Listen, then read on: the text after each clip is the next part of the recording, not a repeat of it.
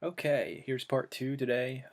Just want to kind of quickly go over some things because once again, I don't believe in overloading students as it does not really help your game a whole lot. But I did want to just kind of revisit our last lesson, just see how things are going. But first things first, excellent here. I really like that nice little space here that you've created. This allows for the club, allows a lot of room for the club to work. Um, Another thing I really do like is, and I don't even know if you did this intentionally, but if you did, awesome. Our arms are hanging directly below the grip. Amazing work there, just like Charlie has done here. That is super, super awesome. One thing, you do look a little bit taller. I've noticed that you had to bend a little bit more from your knees to get to this position.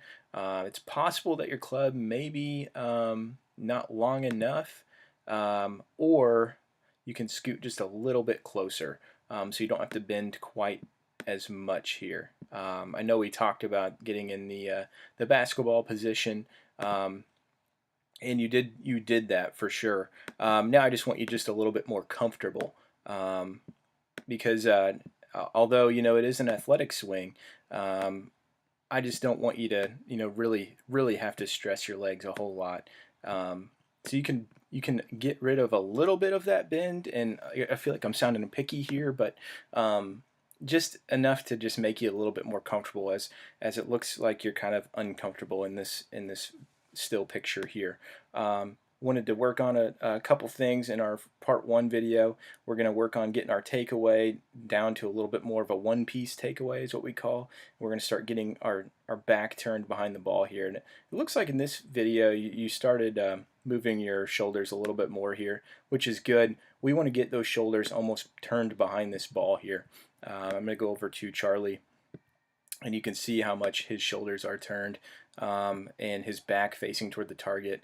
It's a little bit more obvious what I'm kind of talking about the first video here, where our back's kind of pointing in this direction, and Charlie's is almost facing the target here. So just another little bit of little things that you can do to add yardage. Otherwise, though, I really like this position here. Working on getting our hips turned a little bit more behind us, just like Charlie has done here, and work on getting our back turned a little bit more.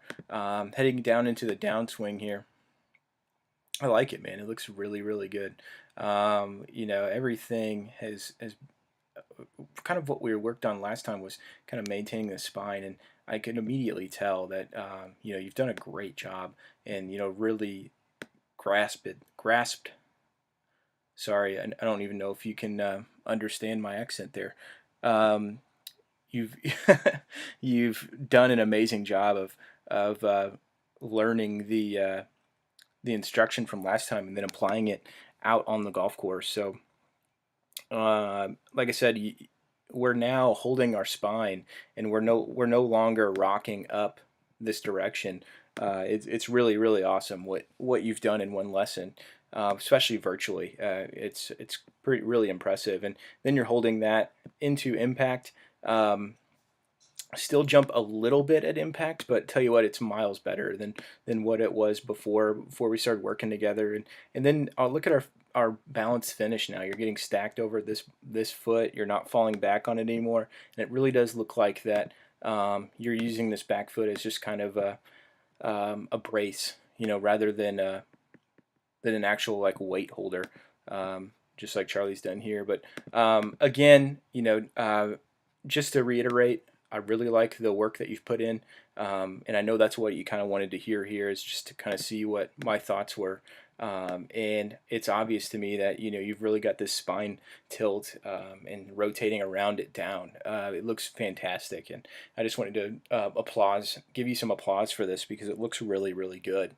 Tell you what, work on those two things that we talked about in part one, um, and try to do this at home first.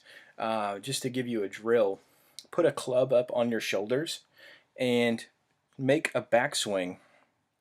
You obviously you'll do this while you're standing, but you're going to put a club up on your shoulders and work on rotating your shoulders, um, and act like you're taking a swing with that club up there, well, of course you'll be holding on to it so your arms aren't really involved.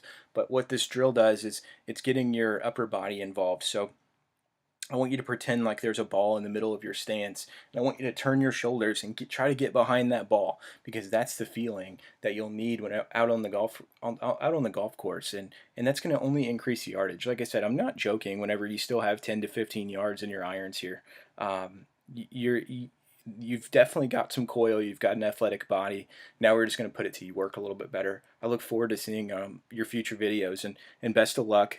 Keep me updated. And as always, reach out to me if you have questions about anything, if you need clarification for anything, because I'm always going to be here to help, and the internet's truly amazing. So just reach out to me. You don't have to do a lesson every single time. If you need clarity for something, you just let me know, okay?